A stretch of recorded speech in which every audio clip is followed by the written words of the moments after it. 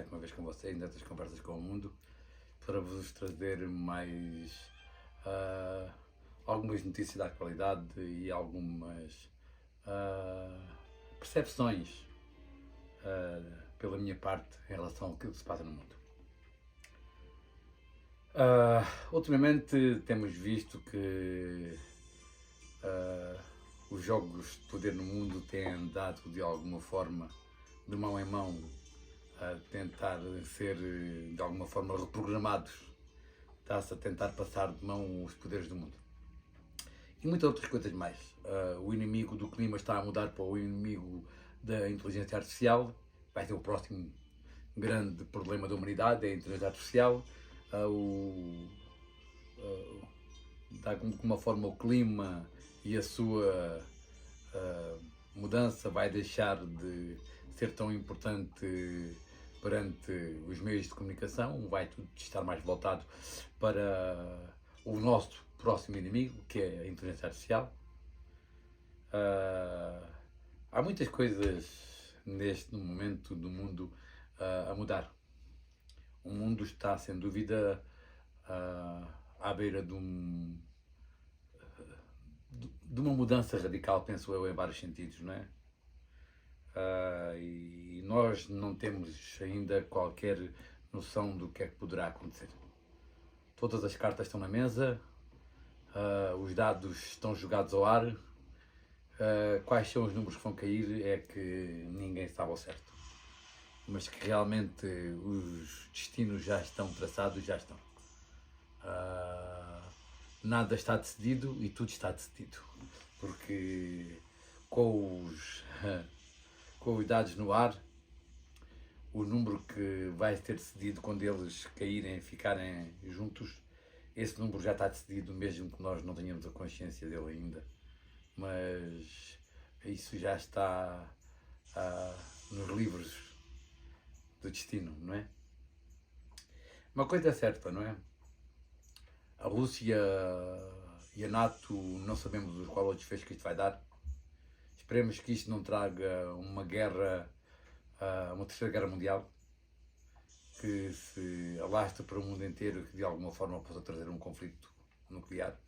Esperemos que, como é que é dizer, aqueles que dentro da Rússia defendem uma mão mais leve sobre esta agressão continuem a prevalecer, porque foi isso que aconteceu. Este senhor que se revoltou contra o ministro da guerra do Kremlin, em Moscou, né? Este senhor, unicamente, o que ele queria era que realmente lhe dessem a possibilidade de ele entrar pela Ucrânia e dizimar o povo todo. Como muitas das pessoas não compreendem isto. As pessoas não compreendem que a Rússia não está, de facto, em guerra com a Ucrânia. Como o Vladimir Putin costuma dizer, isto é uma operação militar com objetivos bem definidos. Eles não estão a tentar conquistar o país. Se tivessem a tentar realmente fazer isso, neste momento, a Rússia tem mais de 1 milhão de soldados no ativo e 2 milhões de soldados que podem estar prontos em apenas 10 a 15 dias. Se realmente a Rússia quisesse conquistar a Ucrânia, a Rússia trazia os seus reservistas, punha no ativo esses 2 milhões de reservistas que tem e atacava em massa esse país de uma forma destruidora. Tem a capacidade militar, tem a capacidade logística e tem o armamento necessário para o fazer. Quando as pessoas pensam que a Rússia está a lutar com a Ucrânia com os punhos, não está. Não está. Vejam bem, o que é que a Rússia estava a usar ali? Um bando de mercenários. 200 mil mercenários. Era 25 mil mercenários, aliás, que a Rússia estava a usar. Contratados. Que de alguma forma não fazem diretamente parte do exército russo. Vejam bem, a Rússia, em verdade, nesse que está lá de verdade mesmo, a sério, 100%. As pessoas não compreendem isto naturalmente e realmente pensam que a Rússia está a perder. Não, a Rússia não está a perder nada. É um equívoco dessa parte pensar que a Rússia pode perder esta guerra. realmente não tem qualquer sentido. É o mesmo de pensar que se entrássemos numa guerra Portugal inteira numa guerra contra o Algarve podia ganhar contra o país inteiro, não é? Isto é só para ter uma pequena ideia, não é? Nem sequer é o Algarve neste caso em relação à Rússia. Quando compararmos Portugal, a Rússia como sendo Portugal e a Ucrânia como sendo o Algarve, quer dizer que o Algarve, por muita vontade que tivesse de separar Portugal, Portugal tem mais força em todos os sentidos para poder resolver a situação, não é verdade? O mesmo se passa em relação à Rússia, com a Ucrânia. Apesar de todas as ajudas que a Ucrânia está a receber, equipamento militar só não chega, nem inteligência, nem de alguma forma dinheiro. É preciso pôr no terreno essas coisas a trabalhar e a trabalhar da forma correta, para que elas de alguma forma consigam trazer os objetivos para os quais foram postos lá. Mas deixemos lá esta parte. Falemos lá de outras coisas. Se olharmos um pouco para o mundo inteiro, a China está tentando em declínio a nível económico.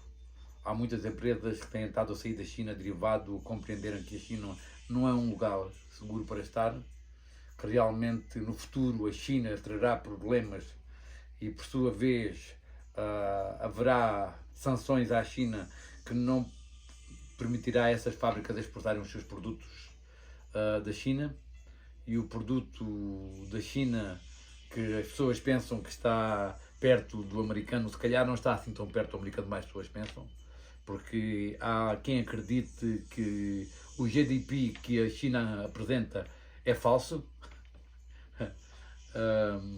O que é o GDP, o Produto Interno Bruto, em português?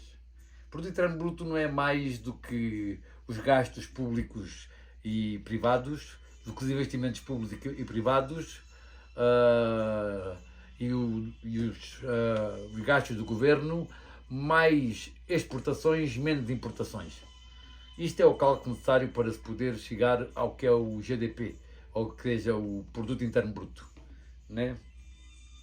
E acontece o seguinte, calcula-se que, pelo menos pessoas ligadas aos números, né, acreditam que a China tem tentado dar ao mundo números que não são corretos sobre o seu crescimento interno. Segundo a China, tem estado a crescer 4,5% ao ano.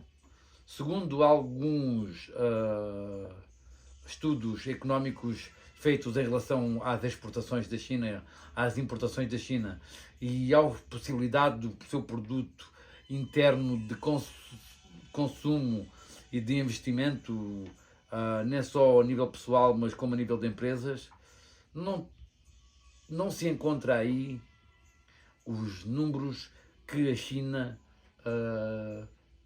de alguma forma afirma serem corretos, para poder aí dar a impressão ao mundo que a China é um poderio económico ao nível da América. Não é. Não é. A sério, não é. Não é por vários fatores. Aqui na América, quem faz o rating desse crescimento ou desse Produto Interno Bruto é uma agência independente e que de alguma forma não pode ser controlada pelo governo. Enquanto na China, quem realmente dá os números a conhecer ao mundo é o governo. E o governo chinês, vocês sabem como é que aquilo funciona, não é? Aquilo que manda lá é o Xi Jinping. E se os números não lhe agradarem, realmente mudarão para que ele possa ficar satisfeito, ou pelo menos para dar a impressão ao mundo que a China está no caminho do crescimento e desenvolvimento, para não criar uma destabilidade interna e de alguma forma não pôr em risco o seu poder. Ok, falámos sobre possibilidades do clima, deixar de ser o principal factor de poder ameaçar a humanidade, para começar a ser a inteligência artificial. Falámos também agora aqui da China. Agora vamos falar de outra coisa. Isto do clima. Vamos voltar ao clima pelo seguinte. Eu não sou uma pessoa que acredita em tudo o que lhe dizem. Eu gosto de fazer as minhas próprias investigações e de alguma forma informar-me por meio de portas e travessas realmente o que é certo ou é errado sobre aquilo que se diz. Porque aquilo que os meios de comunicação nos dizem e alguns lobbies de interesses e outras agências, por vezes deixam-me pensar sobre tudo aquilo que se passa. Uma coisa é certa, que a nossa interação no planeta e o nosso consumo desenfreado de combustíveis fósseis tentado fazer levantar o nível de CO2 da atmosfera, CO2, claro que é uma verdade. Sem dúvida que o nível de dióxido de carbono e até monóxido de carbono tem estado a crescer brutalmente na atmosfera. E seria muito, como é que dizer, irracional pensar que não. Não é? É natural que isso tenha estado a acontecer. Mas uma coisa é certa. A Terra também tem várias formas de conseguir captar esse CO2 através das florestas, mas o mais importante é que as pessoas não sabem. Quem é o maior atrapador de alguma forma que mais CO2 apanha da atmosfera e transforma em oxigênio, não é? É o mar. Mais de 60% da reciclagem deste CO2 que é transmitido para o ar é no mar, que através do plâncton e através de algas marinhas e outras coisas mais, é aí que é feito essa transformação, através da clorofila, realmente como acontece aqui no planeta Terra, nas árvores. Acontece também no mar, há muitas plantas no mar, é incrível o número de plantas que existe no mar. O mar é incrivelmente populado de plantas, é incrível, e ninguém olha para esse factor, não é? O que é água, afinal? A água é HO2, ou seja, uma partícula de hidrogênio com duas partículas de oxigênio, não é verdade? Aí está uma grande quantidade de oxigênio na água. Incrível, não é? Mas antes de pensarmos nisso, pensamos o seguinte: será que somos os únicos responsáveis por um clima estar a mudar? Antes de nós termos chegado ao planeta Terra, o clima já mudava. Em cada 100 mil anos acontecia uma era glacial e entre cada 100 mil anos o clima aquecia e arrefecia, independentemente da nossa interação com ele ou não. Há vários fatores que podem afetar o clima na Terra, desde os ciclos do Milankovitch, desde o grau de inclinação do planeta Terra em relação ao Sol. Há vários fatores realmente incríveis. Estamos a viajar pela galáxia e pelo universo a velocidades incríveis. O planeta Terra não anda só assim à volta do Sol. O Sol está a viajar com a galáxia pelo universo e a Terra anda à volta dele assim. E porque o Sol anda-se a movimentar assim. Isto anda tudo numa dança incrível, realmente é extraordinário. O movimento de translação e de rotação da Terra e de todos os planetas à volta do planeta, da nossa estrela que é o Sol. É incrível, é algo lindo. Aconselho que vão à internet ou YouTube e vejam um vídeo sobre o real movimento do Sol e dos planetas através da galáxia, da Via Láctea e do universo. E vocês vão ver que nós estamos a viajar a velocidades incríveis pela galáxia e pelo universo. Estamos a aproximar de outra galáxia que é a Andrómeda, que está a cerca de 2 milhões de anos-luz de nós. Há uma interação entre elas incríveis. E estamos a viajar a velocidades estupidamente astronómicas. Para além do movimento da galáxia, assim que o Sol está a mover na galáxia, porque a galáxia tem braços em movimento, há também o movimento da galáxia a aproximar da Andrómeda. Há o movimento de expansão do universo definido por Hubble, que é o universo que está a inflatar. E por isso todas as galáxias, de uma forma ou de outra, estão a fugir umas das outras. A velocidades, em alguns casos, calcula-se superior à velocidade da luz. Mas o universo é tão imenso que nós temos apenas um grão de areia de visão sobre a potencialidade que ele pode ser. Incrível. Segundo consta, atualmente o universo tem 93 bilhões de anos-luz de uma ponta à outra. O que eu acredito que é muito mais do que isso, né? Este penso ser o limite do universo visível. O que está para além daquilo que é visível realmente deve ser incrivelmente, astronomicamente enorme, tão grande que mesmo 93 bilhões de anos de extensão à velocidade da luz já é algo acima de tudo como uma mente humana é capaz de compreender e consciencializar em si mesma. Dentro destes 93 bilhões de anos de luz de distância, que é aquilo que conseguimos ver, 46,5 para um lado, 46,5 bilhões de anos para o outro lado. É isso que nós conseguimos ver aqui deste ponto onde estamos no universo. De outros pontos conseguirá ser outras coisas que aqui não conseguem certamente, não é? Mas o que é certo é o seguinte: dentro destes 93 bilhões de anos-luz de extensão, calcula-se que existam 2 trilhões de galáxias. 2 trilhões, ou seja, 2.000 bilhões de galáxias. Incrível, é um número realmente que eu ponho-me a pensar sobre ele e às vezes penso, uau, são 1 milhão, são 1000 vezes 1000. 1 bilhão são 1000 vezes 1 milhão, né? 1 bilhão é 1000 milhões. 1 trilhão são 1000 milhões. Incrível. Vocês imaginam a quantidade incrível que é este número de 1 trilhão? 1 trilhão. Uau! Agora imagina 2 trilhões. Isto unicamente dentro do universo visível. Vim falar disto pelo seguinte. Há uma possibilidade incrível aqui, extraordinária. É quando penso sobre tudo isto, há uma questão pertinente que eu um dia tenho que falar disto a sério com vocês, que é o tal Deus, que é Deus. O que é Deus? Quem é Deus?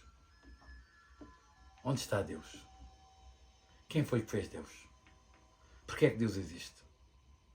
Porquê é que Deus nos fez existir?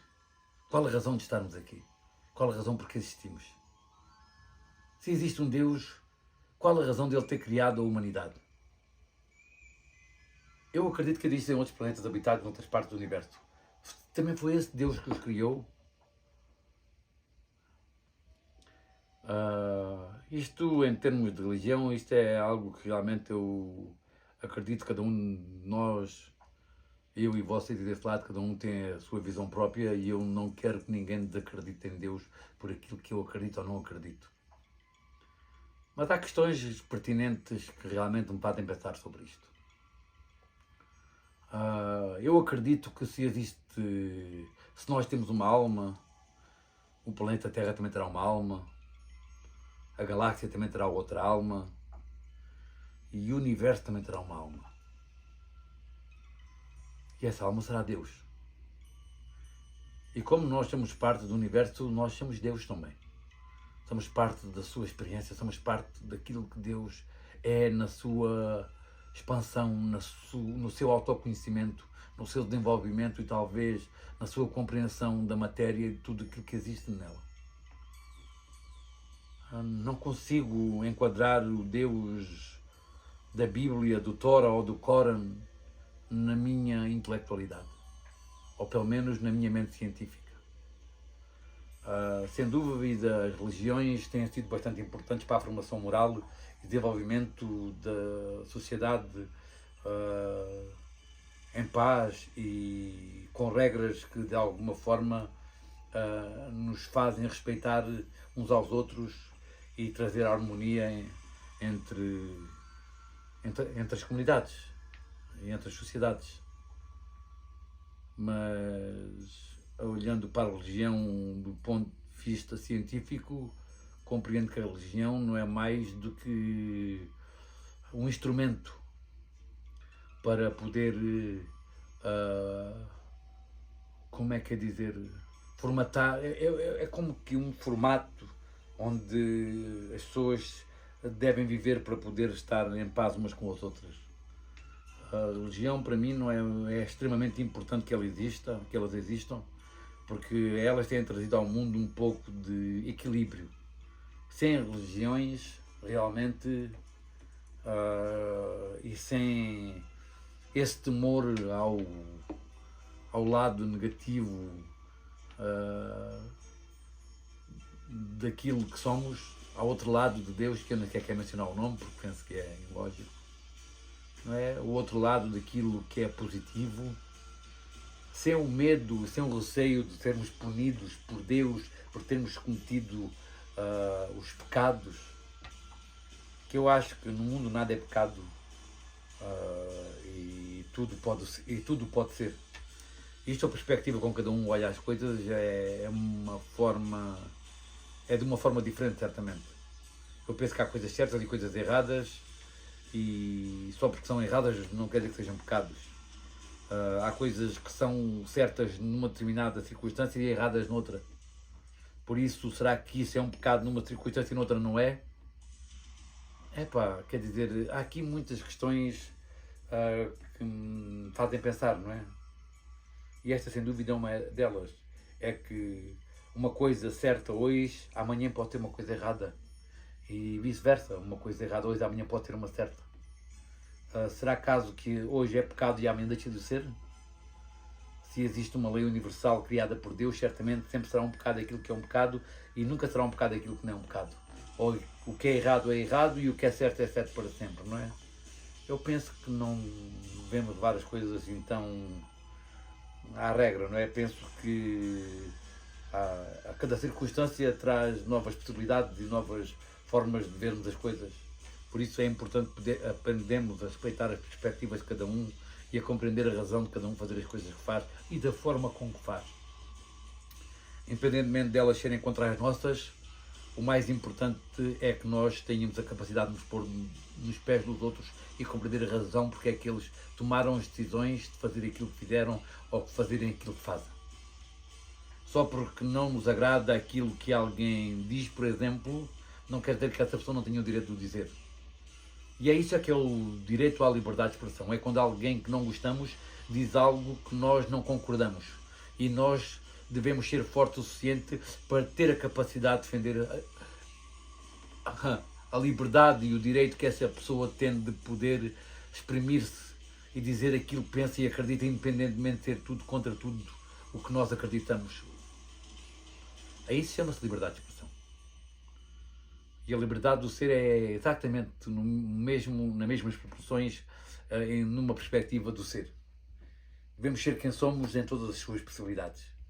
Cada um é aquilo que é, deve-se respeitar por aquilo que é. Quem sou eu, ou tu, ou o outro, ou seja ele quem for, para julgar o outro pelas suas ações ou pela forma como vive a vida dele.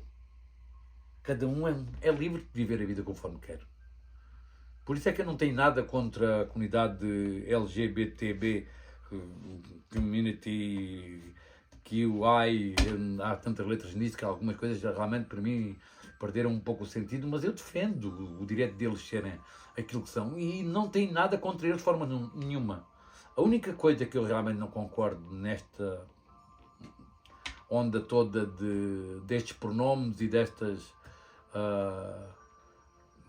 como é que é dizer, todas essas loucuras que se está a passar na sociedade dentro desta área, eu não acredito que devemos promover as suas ideologias e as suas perspectivas para o mundo, e muito menos para as crianças. Penso que é completamente imoral e errado, para além de não ser certo. Tentar, de alguma forma, dar a escolher uma criança com 3, 4, 5, 6 anos de idade qual é a sua sexualidade, qual é a sua orientação sexual, eu penso que é errado. Eu penso que uma criança não está preparada para tomar decisões nesse tempo. Deixem a criança crescer. Deixem a criança ser criança enquanto é criança. Quando ela crescer e tomar as suas decisões por si mesma, deve ser livre para o fazer e deve viver numa sociedade bastante livre e bastante crescida e desenvolvida para aceitar o que é que ela seja, independentemente daquilo que seja a sua escolha. Agora, promover algo que é contra a natura é errado para mim. Deixemos cada um ser aquilo que é naturalmente, mas não temos em doutrinar ou dar lavagens cerebrais para as pessoas sejam outra coisa qualquer, que elas não devem ser por si mesmas. Deixemos que as pessoas sejam autênticas e originais elas mesmas. É aí que reside a grande beleza da humanidade. É na sua diversidade. Mas não devemos de forma nenhuma promover essas ideologias. Penso que é errado. Penso que é errado em todos os sentidos. Pelo menos quando se faz em relação a crianças. Devemos defender quem é aquilo que é por aquilo que é, sim, sem dúvida. Estou completamente de acordo que nos devemos defender uns aos outros. E devemos cada um ser livre de ser aquilo que é, sem qualquer restrições ou receios ou medo de ser, de alguma forma ridicularizado pela sociedade. Não devemos permitir que a sociedade ridicularize ou que de alguma forma odeie ou que de alguma forma possa maltratar essas pessoas. Está completamente errado isso. Como está completamente errado o racismo. A pele da cor de uma pessoa não define quem a pessoa é. São as suas atitudes, o seu carácter, a sua forma de ser e estar na vida que define quem uma pessoa é. Não a cor da sua pele, nem a sua secção oriental, nem a sua sexual orientação. O que devemos pensar aqui é o seguinte: devemos ser livres para ser livres. Espontâneos, originais, iguais a nós, sem mais ninguém. Eu sou um homem, sei definir o que é uma mulher. Uma mulher tem órgãos reprodutores, eu não tenho. Não acredito que um homem, só porque se sinta mulher, deva competir contra uma mulher. É errado. Os homens trazem uma nomenclatura, de alguma forma, um corpo com uma estrutura óssea e muscular muito mais desenvolvida do que uma mulher traz. E por isso era errado que um homem compita contra uma mulher. É completamente errado. E quem defender isto, para mim, está errado. Porque um homem é um homem e uma mulher é mulher, independentemente de como é que ela se sinta, ou como é que ele se sinta. Se um homem sentir que é uma mulher, não é por isso que não deixa de ter a estrutura fisiológica de um homem. E a estrutura muscular e esquelética que realmente o torna mais forte para competir contra uma mulher, não é? Não tinha lógica nenhuma que a sociedade vá por este caminho. Ok, outro assunto. Realmente o mundo que nos rodeia é sem dúvida fascinante. Há pouco, quando falei do clima, acabei por não ir mais longe, mas o que eu queria dizer com o clima ainda era o seguinte. Estou-me a rir pelo seguinte: hoje eu ando a dançar um pouco para aqui e para ali com as conversas. Às vezes as conversas fluem assim, até é bom que elas assim fluam. Pelo menos talvez não se tornem tão monótonas e tão incidentes no mesmo facto, né? Mas o que eu estava a falar sobre o clima é o seguinte: o clima está sem dúvida a mudar. Quanto é da nossa ação é responsável por isso é uma questão que eu não sei responder. Mas sei que realmente, certamente, estamos a acelerar este processo de poder trazer um chamado greenhouse effect, ou seja, um efeito estufa no planeta Terra. Mas vamos ver o que é que isso pode trazer. O que é um efeito estufa? Um efeito estufa é, de alguma forma, uma neblina ou talvez uma cortina sobre a atmosfera que atrapa o calor dentro do planeta, não deixa o calor ser refletido para o espaço, não é? Isso chama-se efeito estufa, não é?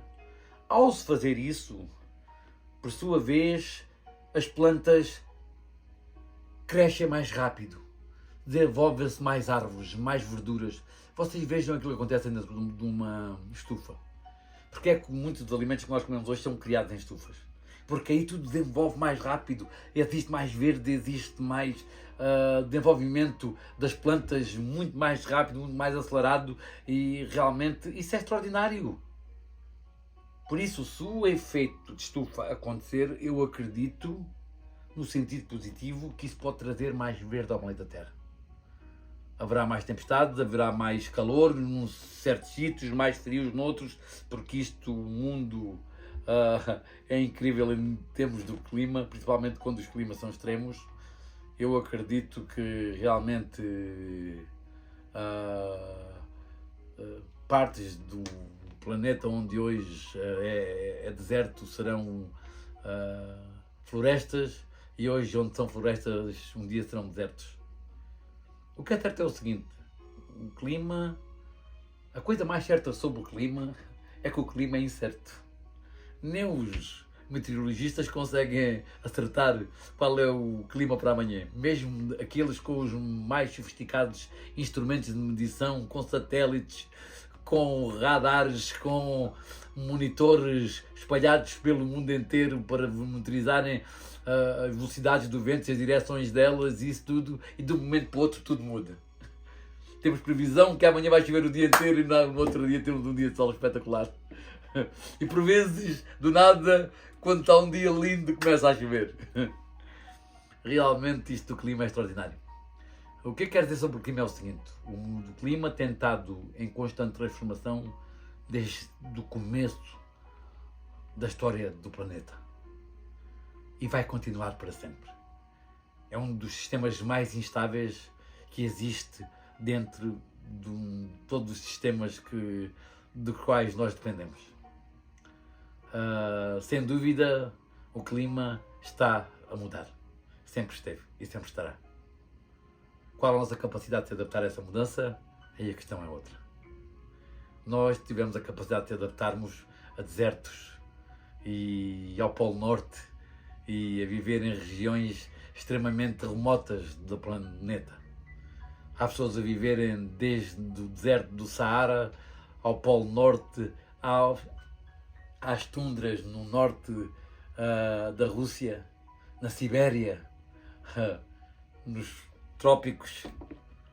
Temos pessoas a viver na Nova Zelândia, na Austrália, no Brasil, na Patagónia, nas ilhas mais remotas do Oceano Pacífico e do Oceano Atlântico.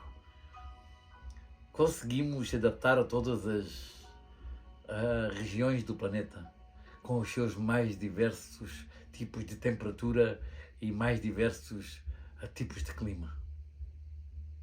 Certamente também teremos de ter a capacidade de nos adaptarmos àquilo que vier. Infelizmente, para muitos que vivem perto da água, vão ter que subir um pouquinho mais para cima, porque o nível da água do mar vai subir, naturalmente subirá. E ao subir vai trazer mais chuvas, porque vai haver mais água, vai haver mais evaporação, vai haver mais calor, vai haver mais chuva, e esta chuva vai criar mais verde, e esse verde vai atrapar mais o dióxido de carbono, e isto vai tudo voltar outra vez aos normais ciclos naturais do que é o clima aqui neste planeta. Por isso, não se preocupem muito com o clima. Eu penso que a inteligência artificial é um perigo muito maior, porque a inteligência artificial pode descobrir as suas possibilidades e com ela acreditar que talvez nós não sejamos parte da equação que ela precisa para se desenvolver, criar e expandir, não só pela Terra, mas pelo universo. Penso que devíamos considerar os parâmetros de segurança antes de podermos realmente dar a esta nova tecnologia acesso a todo o conhecimento humano. Mas quem sou eu para estar aqui a falar disto, não é? Certamente sempre acreditamos que há alguém no governo ou mais acima de nós que realmente já está a fazer aquilo que é certo para evitar que isso aconteça, não é? Nem sempre isso passa. Por vezes as identidades que nos governam desgovernam mais do que governam. E pela sua avareza pensam mais nos seus interesses pessoais do que nos interesses da humanidade por si mesma. Mas espero que cada um de nós tenha a sensibilidade de compreender que isto da inteligência artificial pode, de alguma forma, criar aquilo que é considerado a singularidade. E o que é a singularidade?